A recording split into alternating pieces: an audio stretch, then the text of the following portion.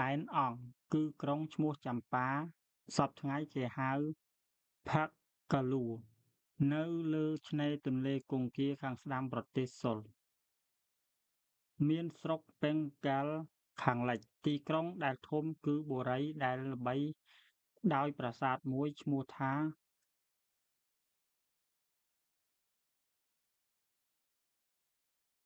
ដាក់កន្ថនាវាងគឺស្រុកប៉េងកាល់ខាងកើតសមា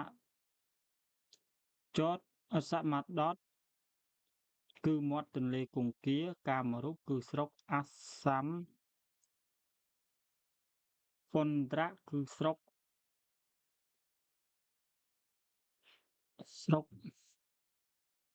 ណូតាណាំងបុលដែនវ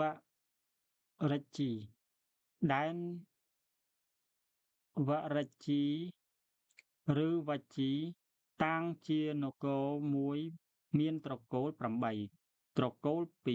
2ជាដែនធំជាងគេនោះគឺត្រកូលក្នុងដែនលិច្ឆវីនិងវិទេហៈដែនលិច្ឆវីមានទីក្រុងឈ្មោះវៃសាលីវេសាលីសព្វថ្ងៃគេហៅថាបស្សរៈចម្ងាយ44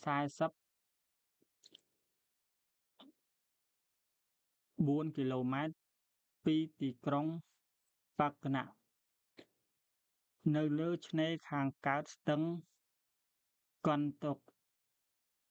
ដែនវិទេហៈឬតិរ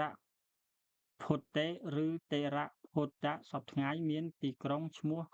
មិថិលាដែនម៉ាល់នៅខាងជើងដែនវិជ្ជីនិងជាខាងកើតដែនសាខ្យៈនោះមានពូជម៉ាល់ដែលមកពីដែនបាវ៉ានៅកុសិននគរមកតាំងនៅទីនោះនគរកុសិននគរឬនគរកុសិននារាមតាំងនៅនាទីប្រជុំស្ទឹងរ៉ាប៉េនិងស្ទឹងកន្ធុក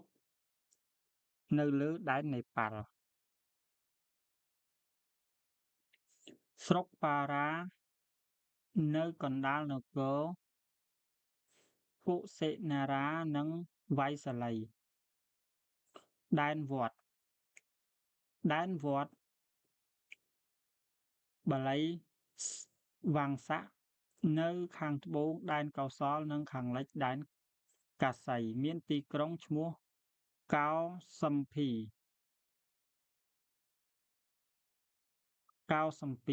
ខាងតាំងនៅខាងលើឆ្នេរស្ទឹងយមុនាខាងត្បូងគឺកោសំដែលនៅក្នុងតំបន់អាល់ឡាហបតខាងជើងនិរតីទីក្រុងនោះក្រុងកោសំពីកើនដោយព្រះវិហារ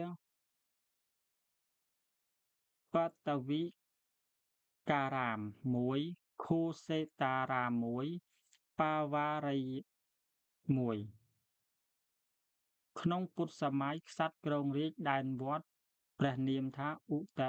យនៈដែនបញ្ចាលនៅទី1ដែលមានដែនកោសលនៅខាងកើតប្រទេសកុរ៉ុសនៅខាងលិចភ្នំហិមាឡាយ៉ានៅខាងជើងទន្លេគង្គានៅខាងត្បូងគេសម្គាល់ឃើញមានបញ្ចាលខាងជើងឧត្តបញ្ចាលនៅទីក្រុងឈ្មោះអហិច្ឆន្ទនិងបញ្ចាលខាងត្បូងតសេ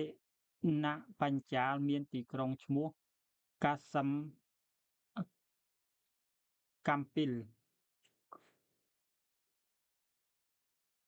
តាំងនៅលើឆ្នេរខាងជើងទន្លេគង្គាត្រង់ក្រឡាបណ្ដោយដែនដីចំនួន79 ក្រឹត្យបើចុះតាមទន្លេ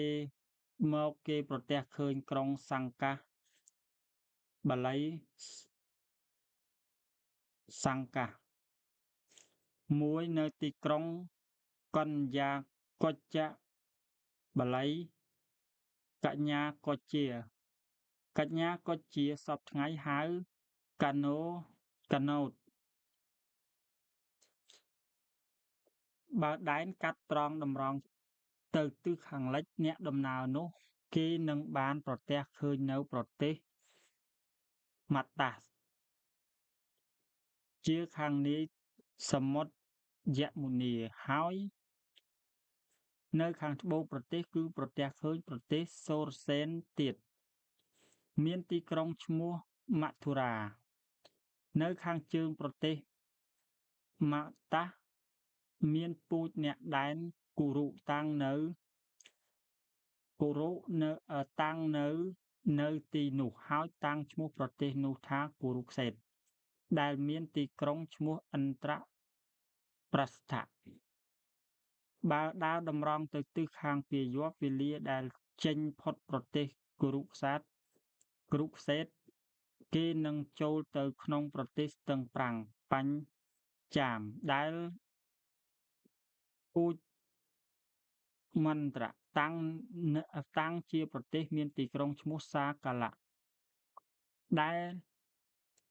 ដែលតាំងនៅលើស្ទឹងអសិនីឬចន្ទភាគហើយដែលគេស្គាល់ប្រាកដថាជាទីក្រុងរបស់ព្រះបាទមិលិន្ទនៅខាងនាយប្រទេសនោះមានប្រទេសកិន្ធាសព្វថ្ងៃហៅជាពិសាវៈដែលមានទីក្រុងឈ្មោះតាសសិលាខាងជើងកិន្ធាមានប្រទេសឧទ្យានៈឬឱឌយានៈសព្វថ្ងៃគេហៅស្វា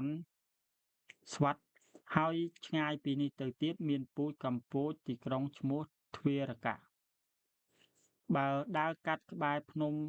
វិន្ធាខាងជើងកាត់តម្រង់ទៅទិសទៅខាងលិចទីក្រុងពេណារ៉េសទីក្រុងកតេយាវរៈគេប្រទះឃើញប្រទេសអាកាល់មួយអវន្តិមួយនិងសាវីមួយអាកាល់ទីក្រុងឈ្មោះវិទិសាគឺភីសនិងគុលយោអវន្តិគេតមកទៀតហៅថាមាលវៈទីក្រុងឈ្មោះឧច្ចេនីសាវរីរាប់ចូលទាំង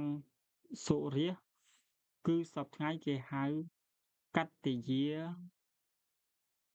វរៈដែលមានទីក្រុងឈ្មោះរោរុកៈគឺរៅនិងអបរាតដែលមានទីក្រុងធំឈ្មោះ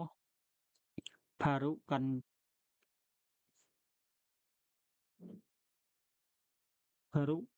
ច្ជាគឺផារោចៈនិងសុបារកៈមួយសបាការៈសព្វថ្ងៃគេហៅសោបរៈខាងលិចនិរតីនៃអវន្តិមានស្រុកអស្វកៈឬអស្មកៈអសកៈទីក្រុងឈ្មោះប៉ោតលេដើម្បីនឹងបំពេញតាមទ្រង់ទ្រាយដីដូចមានក្នុងដែនដីនោះយើងត្រូវអធិប្បាយអំពីប៉ែកស្រុកឥណ្ឌាខាងត្បូងទៀតពិតមែនតែដែនដីទាំងនេះចូលក្នុងរឿងរ៉ាវខាងក្រោយនៃពុទ្ធសម័យតែគួរយើងនឹងលើកមកសម្ដែងដែរបើ